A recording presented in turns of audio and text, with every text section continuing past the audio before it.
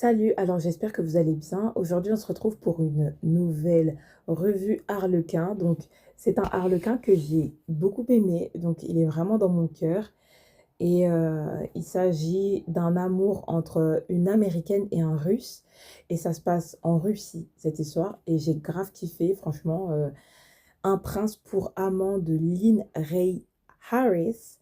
J'ai kiffé. Je maintiens, je ne vais pas essayer de lire un chapitre ou quoi parce que tous les livres que je vous présente en fait sont susceptibles d'être vendus à un moment donné et j'ai pas envie que les gens connaissent l'histoire avant même d'avoir de se dire ouais je vais l'acheter, tu vois. Donc je lis que ce qui est autour pour vous donner envie en fait. Ouais, vous voyez, enfin, c'est un peu pour piquer votre curiosité. On a un livre qui a été publié en 2011 par Harlequin. Et donc, moi, je vais commencer par lire tous les résumés de livres qui étaient à paraître le 1er novembre 2011. Mariée par contrat de Caitlin Cruz. Pour obéir à son père, Gabrielle doit épouser Luc Garnier, un puissant milliardaire aussi beau que froid et méprisant, mais le jour même de son mariage, incapable de supporter cette union qu'on lui impose, elle fuit à Los Angeles où Luc ne tarde guère à la retrouver. Là, il lui fait clairement savoir qu'il entend bien la garder pour femme dans tous les sens du terme. Non, j'ai pas envie, ça me donne pas envie. La maîtresse d'un playboy, Miranda Lee. Depuis 10 mois, Amber a une liaison passionnée avec le séduisant Warwick Kincaid. Mais ces derniers temps, elle redoute que son amant ne se soit lassé d'elle. Alors, incapable de supporter l'idée qu'il va bientôt la rejeter, elle décide de prendre les devants. Ok, pas mal. La trahison d'un séducteur de Lynn Graham. Lorsque Janice Petrakos lui fait comprendre qu'il la trouve très séduisante, Maddie a l'impression de faire un rêve éveillé.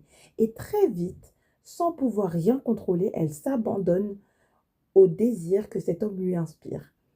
Jusqu'au jour où elle apprend qu'elle est enceinte et que Janice doit se marier sous peu avec une belle héritière grecque. Ouh! Drama sur drama. J'aurais trop kiffé le lire, celui-là. L'amant de Madrid de Kim Lawrence. Alors qu'elle se trouve à l'aéroport de Madrid, Meghan croise Emilio Rios, un arrogant playboy pour lequel elle a toujours éprouvé un mélange d'antipathie et de désir. Et voilà qu'à sa grande stupeur, Emilio s'approche d'elle avec un sourire ravageur et se penche pour l'embrasser avec passion. Ça a l'air pas mal. Dans les bras de son ennemi, Jacqueline Baird, en demandant son aide à Lorenzo Zanelli, un ami de son frère, Lucie, ne s'attendait pas à rencontrer un homme aussi séduisant, ni à voir celui-ci flirter avec elle. Totalement sous le charme, Lucie cède au désir, mais à la fin du week-end passionné qu'ils passent ensemble, elle comprend que Lorenzo n'a aucune intention de l'aider et qu'il s'est servi d'elle. Chi, j'ai trop envie de lui lire ça. J'espère que je l'ai. Non, je pense pas que je l'ai en ma possession, mais il a l'air vraiment bien. Un désir indomptable de Julia James. Lorsqu'elle se retrouve nez à nez avec Nikos Kazandros, Sophie sent le sol se dérober sous ses pieds. 4 ans plus tôt, cet homme ne l'a-t-il pas rejetée et humiliée lorsqu'elle était éperdument amoureuse de lui?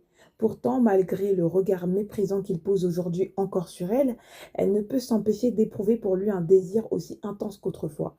Ça, c'est next. Franchement, les histoires où le mec, il déteste la fille et genre la fille, elle est trop amoureuse de lui, alors je peux pas. Désolée, je peux pas.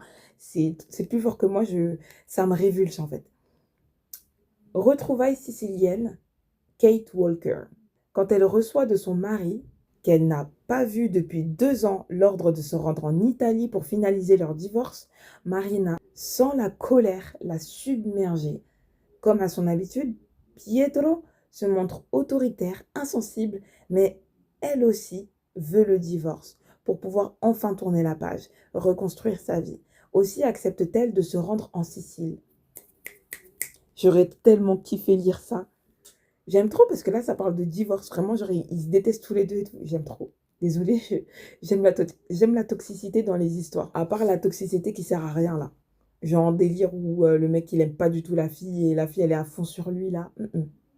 pas chez moi. La captive du prince, Chantel Shaw. Si vous voulez garder votre fils, vous devez venir vivre dans mon pays, entre guillemets. Aussi incroyable que ces mots lui paraissent, Erin sait que le prince Zahir ne plaisante pas et que pour récupérer son neveu, l'héritier du royaume, il n'hésitera pas à utiliser tout son pouvoir et son argent. Impuissante, Erin cède pour ne pas perdre son enfant. Ok, donc ça c'était la collection, une collection spéciale qui s'appelle Les Frissons du désert. Donc c'était une collection spéciale qui regroupait des romans harlequins sur des histoires qui se passent dans les pays arabes, proches, Moyen-Orient, etc. Ça vient, c'est les histoires de pays arabes de harlequins, donc c'est les histoires que j'aime le plus. Donc voilà, j'aurais kiffé l'avoir en ma possession, of course. Un redoutable Don Juan. Ça, je pense que je l'ai. Ouais, je l'ai. De Christina Hollis. D'ailleurs, je vous incite à aller regarder ma vidéo où je vous présente tous mes harlequins. Bien sûr, depuis, j'en ai acheté d'autres, hein, parce que j'ai réussi à m'en procurer quelques-uns. Et j'ai même pris des livres de la collection J'ai lu, qui est du même style que pas la collection, pardon, de l'édition J'ai lu, qui est du même principe que l'édition Harlequin. J'espère aussi que je me procurerai plus de J'ai lu à l'avenir. Voilà, un redoutable Don Juan. Même si Gwen rêve de passer toutes ses nuits en compagnie de l'irrésistible comte Étienne Moreau, elle ne peut accepter une liaison qui ferait d'elle une simple maîtresse. Une maîtresse qu'il congédierait sans ménagement une fois lassée. Mystérieux, j'aime bien. L'épouse d'Alexei Kolovski, Carole Marinelli.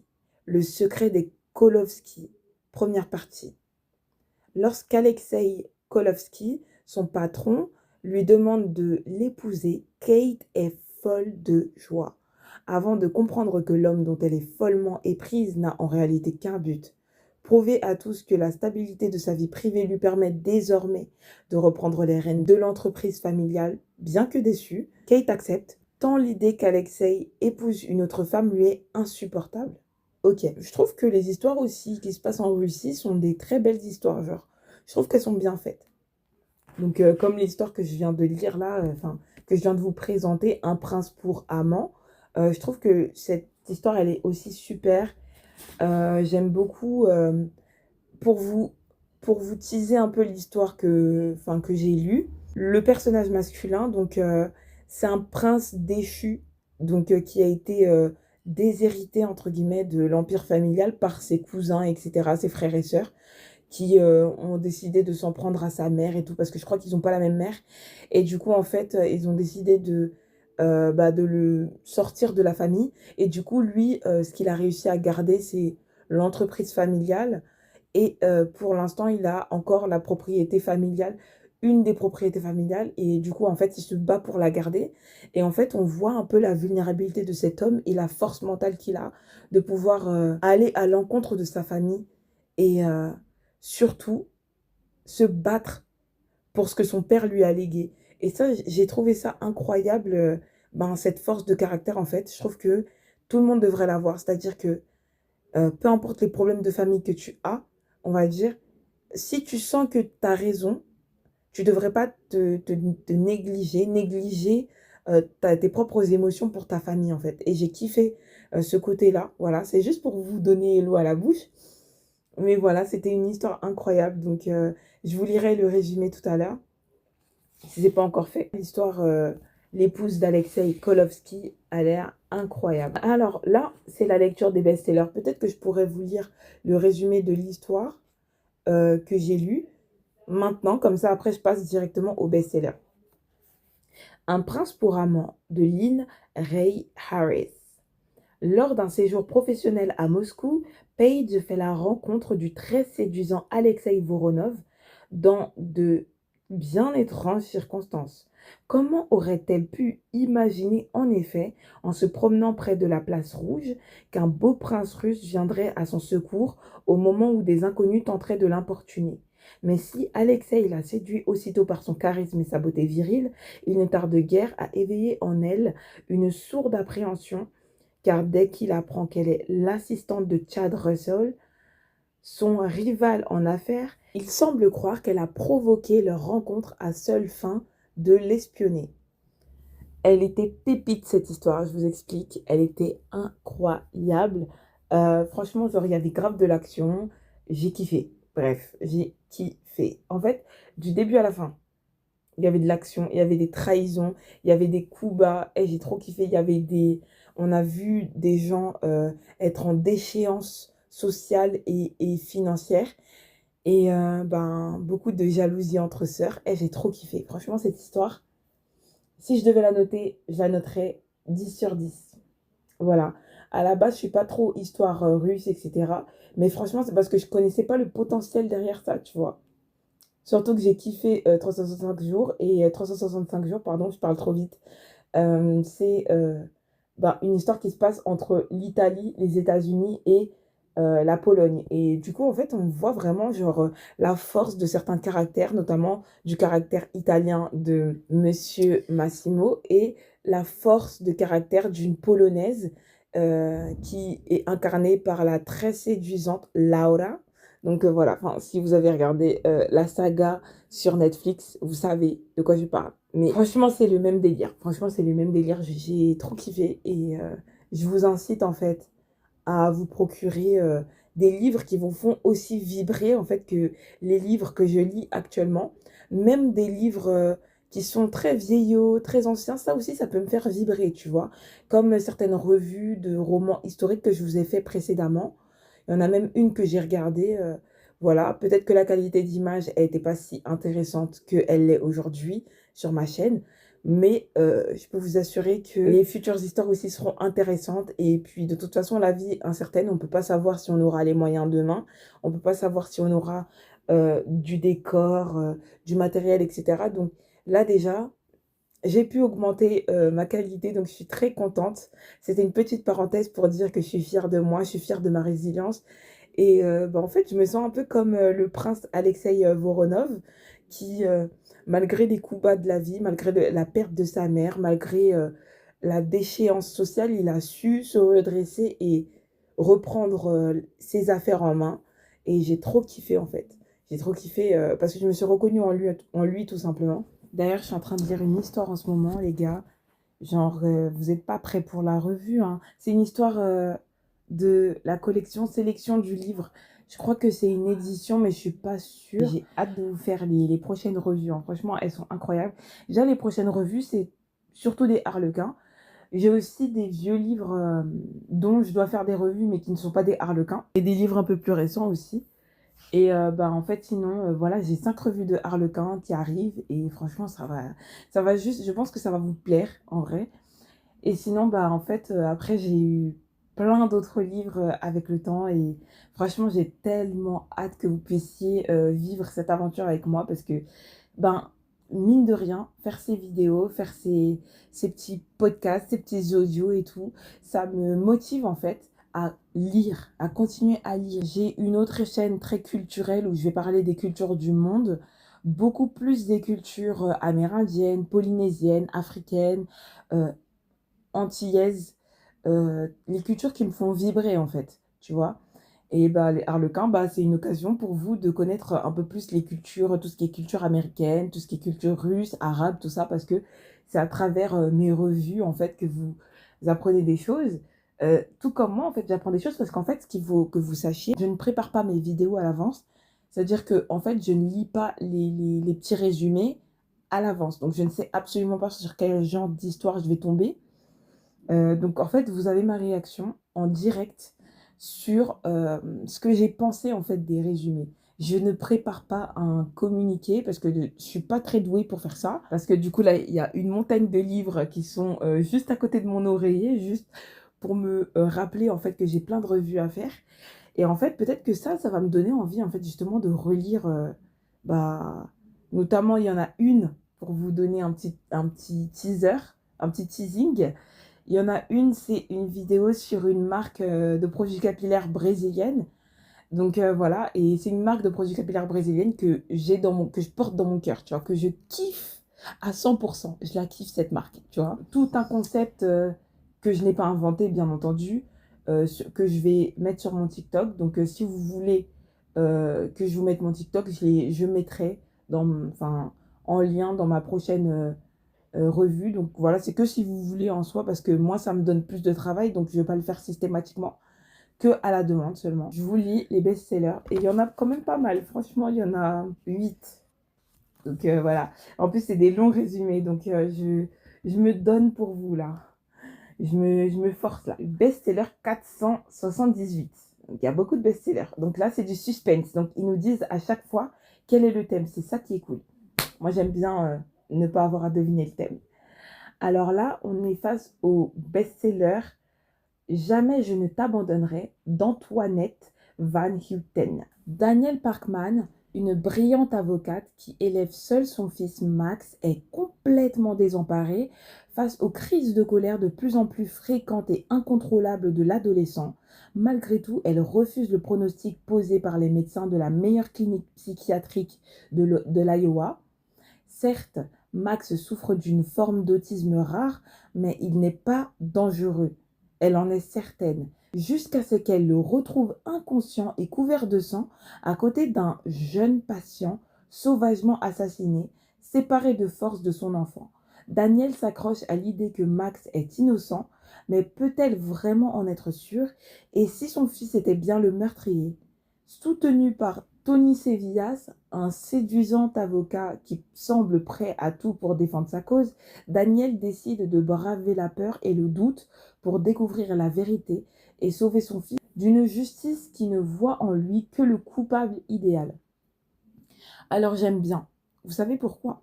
Pas parce que là on critique l'autisme, etc. Non.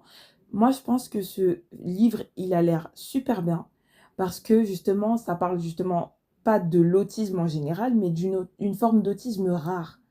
D'accord? C'est très rare qu'un autiste soit aussi dangereux. Tu vois, genre en gros, en général, même si certains piquent des crises, ils vont pas aller jusqu'à être très dangereux, tu vois. Dans cette histoire, c'est le cas. Et je trouve qu'elle est super originale, l'histoire.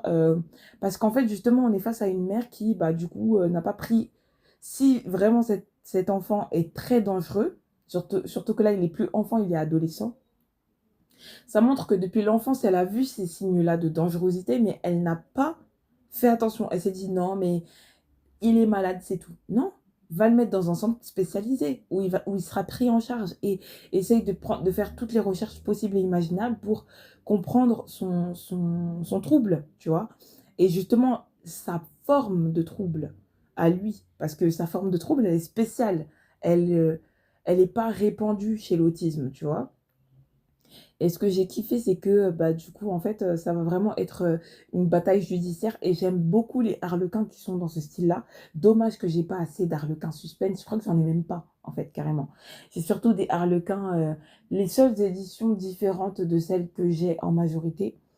Ça va être la collection Désir, la collection Passion, la collection Désir Passion, la collection Blanche, qui va être surtout sur les histoires de médecine.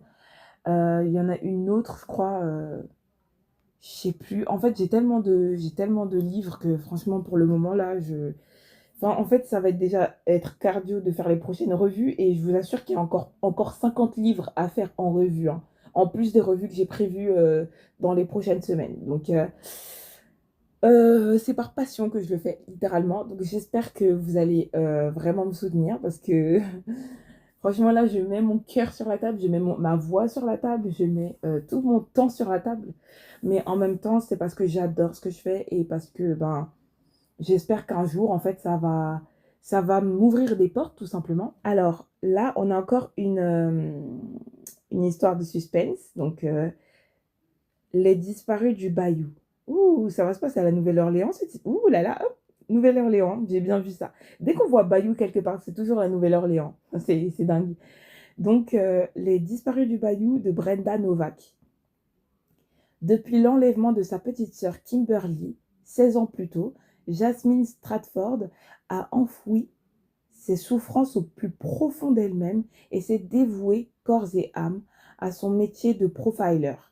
Mais son passé ressurgit brutalement lorsqu'elle reçoit un colis anonyme contenant le bracelet qu'elle avait offert à Kimberly pour ses 8 ans.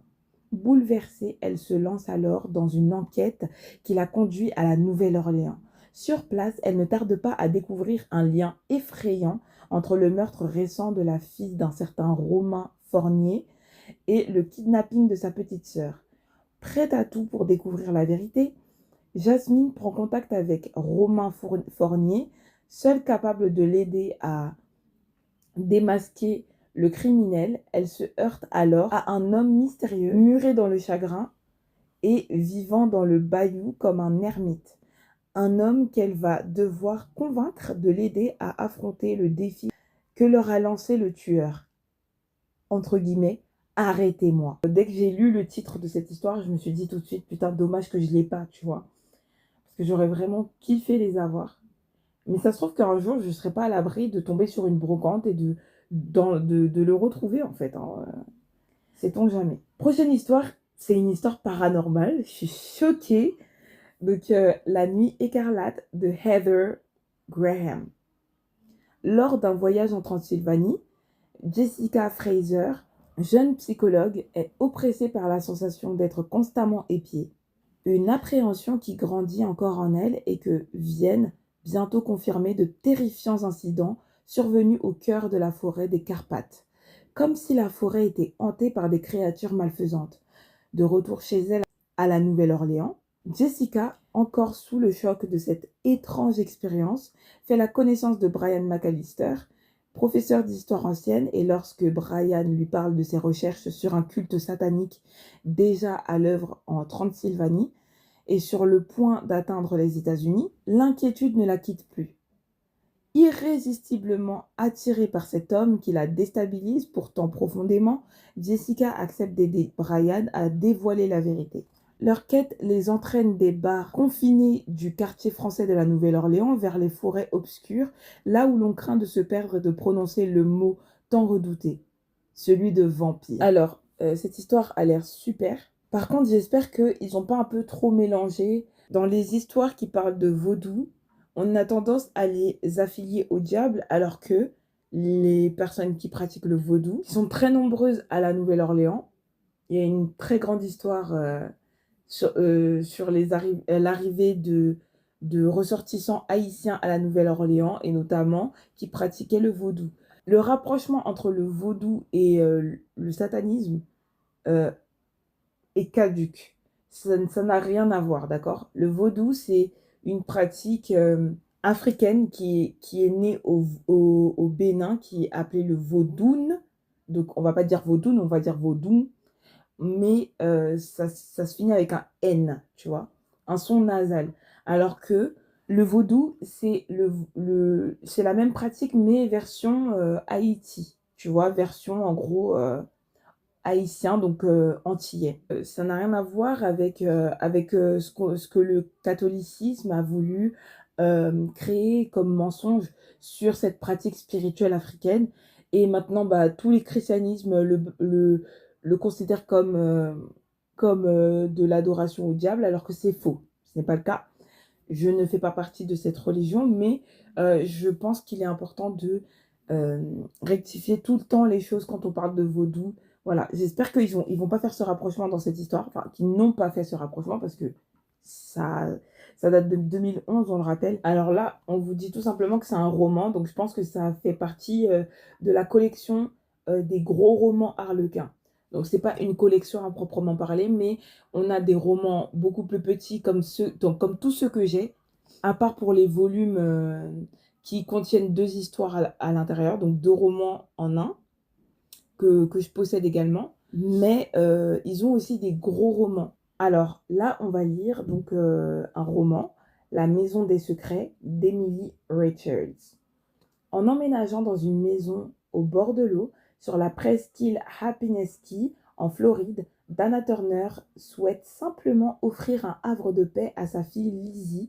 Jamais elle ne se serait attendue au sentiment profond de bonheur qui la gagne dès leur installation, car non seulement ses voisines l'accueillent chaleureusement, mais Pete Knight, un homme séduisant et attentionné, lui fait une cour assidue. Pourtant, Dana a toutes les raisons redoutées que ce bien-être ne soit éphémère, car un passé douloureux la condamne à déménager sans cesse dès que les questions sur sa vie se font trop pressantes. L'ennui, c'est que cette fois-ci, sa petite Lizzie semble plus heureuse que jamais, tandis qu'elle-même s'attache chaque jour davantage à Pete. Alors, doit-elle encore fuir, au risque d'avoir le cœur brisé et de faire à nouveau souffrir Lizzie, ou peut-elle enfin dévoiler le secret qu'elle garde précieusement enfoui au plus profond de son cœur et se donner, ainsi qu'à Lizzie, la chance de sourire pleinement à la vie. C'est si mignon. Franchement, c'est trop chou. Et ça me rappelle la série Ginny et Georgia. Là, c'est vraiment l'épisode où on sort toutes les références qu'on a dans notre placard. Où bah, Georgia, elle déménage beaucoup avec sa fille. Et elle a eu sa fille adolescente. Du coup, pour échapper à son ex. Et, parce qu'en fait, sa vie, elle est menacée. Des fois, c'est des hommes qui s'intéressent à sa fille. Genre des hommes avec qui elle sort qui s'intéressent à sa fille. En fait, c'est trop bizarre, voilà. Elle a carrément tué des hommes pour sa fille. Genre, vous voyez la phrase je suis prêt à tout pour mon enfant, même à tuer. Genre, elle l'a fait. Ginny et Georgia sur Netflix. Cette histoire, franchement, je pense que je l'aurais lue, mais je pense que j'aurais pas mal pleuré parce que ça a l'air d'être une histoire touchante. Ensuite, on a une histoire suspense. Ouh, comme j'aime. Dans l'ombre du danger de Maggie Shane. Traumatisée pendant l'adolescence par son père, un homme odieux et violent, Don Jones, a quitté Shadow Falls 5 ans plus tôt, espérant oublier les souvenirs douloureux liés à sa ville natale. Pourtant, lorsqu'elle apprend que le policier Brian Kendall, son seul et unique amour de jeunesse, est accusé du meurtre de sa petite amie, elle décide immédiatement de retourner dans le Vermont pour lui venir en aide. Brian, qui n'a jamais cessé de hanter ses nuits, est incapable de commettre un crime, elle en est persuadée. Mais à peine est-elle de retour qu'un nouveau meurtre vient frapper la tranquille petite communauté, et tandis que la peur gagne les habitants, Dawn sent monter en elle une impression étrange et angoissante, celle d'être observée dans chacun de ses gestes par le tueur. Je pense que ça m'aurait fait peur, j'avoue, mais je pense que je l'aurais lu. J'aurais bien aimé l'avoir en ma possession aussi. Tourmentée de Pamela Callow. Hantée par la mort de sa jeune sœur, fragilisée par une rupture amoureuse mais décidée à aller de l'avant, Kate Lange se lance à corps perdu dans sa carrière d'avocate en Nouvelle-Écosse, mais le meurtre horrible de Lisa, la petite fille de l'une de ses clientes venue lui demander conseil au sujet de l'adolescente, ravive ses blessures secrètes. Aurait-elle pu empêcher ce drame? Est-elle responsable de cette mort, comme de celle de sa petite sœur morte 15 ans auparavant dans un accident de voiture dont elle seule a réchappé? Tourmentée par le poids de ses doutes, déterminée à faire la lumière sur le meurtre de Lisa, Kate décide de mener sa propre enquête, quitte à risquer sa carrière en s'exposant aux critiques acerbes et au regard d'acier de l'intransigeant Randall Barrett, son directeur de cabinet, et sans savoir que le danger est toujours là, car le tueur, lui, a déjà repéré sa nouvelle proie. C'est un thriller, comme vous l'aurez remarqué. Moi, je pense que j'aurais pas kiffé le lire parce que, en fait, c'est trop pour moi, tu vois. Genre, je suis un peu sensible sur ces trucs-là. On a 2 romans historiques pour les prochains romans. Pour les prochains résumés, on a 2 romans historiques, c'est trop stylé. La rebelle de Longwood, de Susan Wiggs. Picardie, 1414.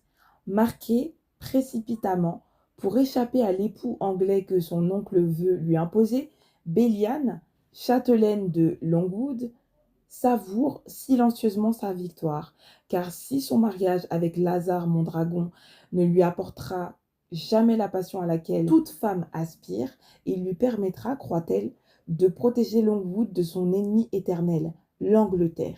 Hélas, dès leur nuit de noces, Béliane découvre que Lazare ne lui donnera jamais d'enfant. S'il l'a épousée, c'est pour capter son héritage au profit de son propre fils.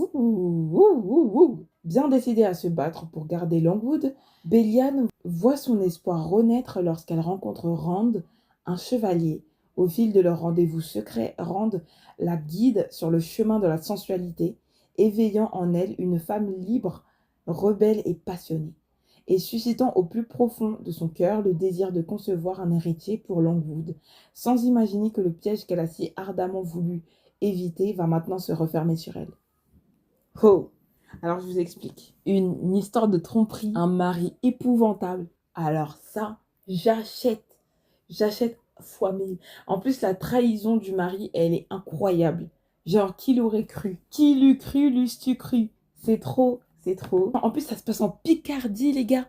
Picardie, no way. C'est trop bien. En 1414, les gars. C'est trop intéressant.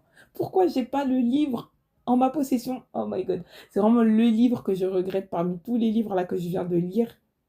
Mon Dieu, j'aurais trop kiffé l'avoir. Ensuite, Piège d'émeraude de Nicolas Cornick. Yorkshire, 1810.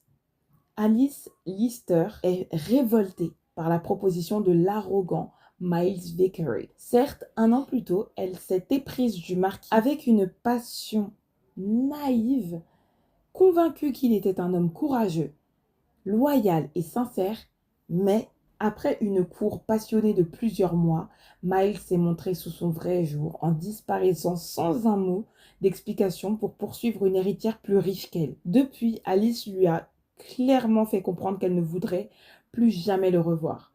Alors comment ce chasseur de dot ose-t-il se présenter chez elle et lui demander sa main? La croit-il assez sotte pour se laisser tromper une nouvelle fois? Quoi qu'il en soit, Alice est déterminée à les conduire sans ménagement. Mais alors qu'elle savoure déjà sa vengeance, le mufle abat sa dernière carte. Si elle refuse de l'épouser, il dévoilera son appartenance aux Glory Girls, un secret qui pourrait bien l'envoyer tout droit en prison. Attendez, je dépose ça là. Je dépose ça là. Ça a l'air tellement bien. Et je suis choquée. Je suis choquée. Le chasseur de dot ne paie rien pour attendre. Et je vous le dis. Ah là là. Les livres historiques, là, ils avaient l'air incroyablement bien, mais franchement, dingue. Inestimable, ces livres, je vous assure. Mais en fait, là, je ne sais pas si vous vous rendez compte, mais dans tout ce que j'ai lu, j'ai dû me dire que j'allais pas lire, que j'aurais pas voulu lire que 1 ou 2 livres maximum. Alors que la plupart du temps, il y a très peu de livres que j'aurais aimé lire, tu vois. Donc franchement, je sais pas comment vous expliquer. Ça me rend moins triste de savoir que je peux lire au moins des résumés, tu vois. Au moins, j'ai des résumés d'histoires que j'ai ratées, tu vois, que j'aurais pu avoir en ma possession. Franchement, genre, honnêtement, j'arrive pas à croire que quand ma mère, elle a lu tous ces résumés, elle s'est pas dit, il me les faut, genre, oh my god. Ah! Alors, donc là, on vous donne aussi des exemples. Je vais vous faire une ou deux photos là. Des livres qui sont sortis en 2011, mais plutôt le 1er octobre, donc les premiers colis du mois d'octobre du coup. Et je pense que dans les premiers colis, ils ont cette offre-là, Harlequin, de vous offrir les livres, mais genre en gros tu payes juste le colis, mais tu payes pas les livres en soi.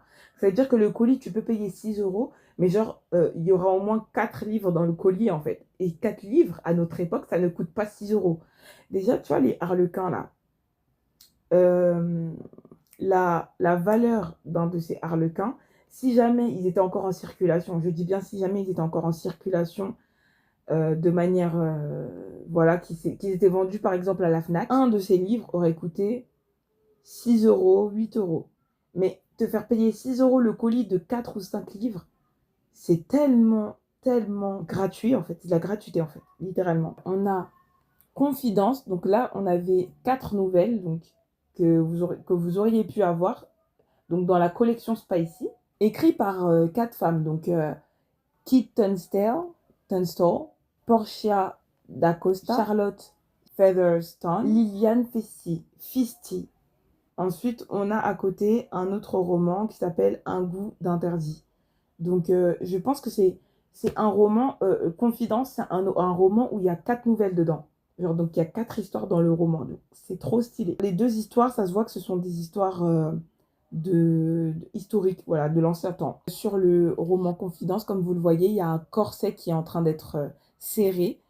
Donc, à mon avis, ça doit être Régence anglaise, tout ça. Et Un goût d'interdit, ça doit être un peu plus après la Régence anglaise.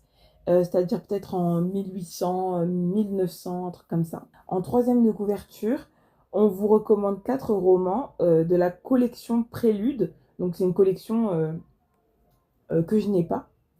Donc on avait 4 livres inédits tous les premiers du mois.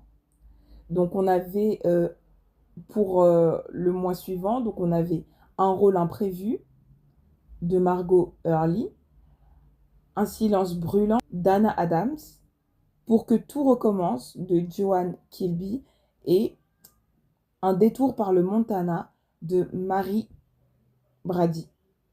Donc ce sont des histoires familiales. Dans Un rôle imprévu, là, on voit une femme enceinte.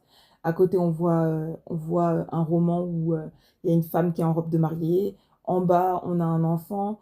Ensuite, en bas à gauche, on a un couple. Donc ça fait très familial, très mariage, vous voyez. Ah oui, il y a un truc que j'avais oublié, c'est qu'il y avait un jeu concours sur ce roman, en fait. Genre en deuxième de couverture.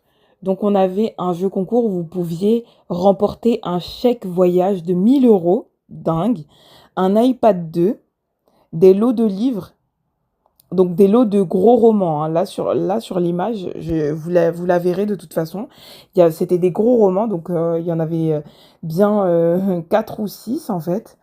Et bien d'autres cadeaux. Donc il y avait d'autres cadeaux, donc probablement des harlequins qui n'étaient pas encore sortis. Donc franchement, c'est fou. Ou peut-être même des chèques cadeaux dans des boutiques, peut-être voilà, des remises sur les prochains colis. Enfin, les gars, être adulte à la période harlequin, là, c'était trop bien. Franchement, je pense que les plus récents livres que j'ai, ça, harlequin, je veux dire, ça doit être des livres, un livre peut-être de 2013-2015, un truc comme ça. Mais sinon, genre, ils sont tous 2005, 2001, 2002, 2003. J'ai même un livre de 1988, s'il vous plaît. Franchement, je suis pourri gâtée. Je me vois comme une pourri gâtée, une gosse de riche qui a un héritage là. Je vous assure que c'est des livres inestimables pour moi, à mes yeux. C'est, c'est plus précieux que n'importe quel bijou d'héritage. C'est plus précieux que n'importe quel lingot d'or. Voilà, je vous assure, enfin, c'est fou, hein, c'est fou.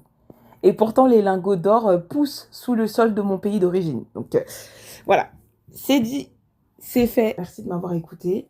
Sur ce, il s'agit d'arrêter ce harlequin avant que je perde totalement ma voix. Merci de m'avoir écouté. On se retrouve pour de prochaines revues harlequin. Là, il m'en reste 3. J'en ai déjà fait 2 du coup.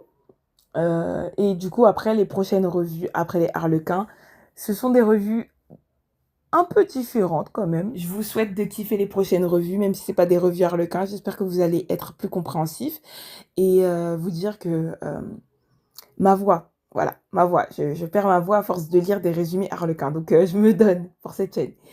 Merci de m'avoir écouté. Bye, à plus.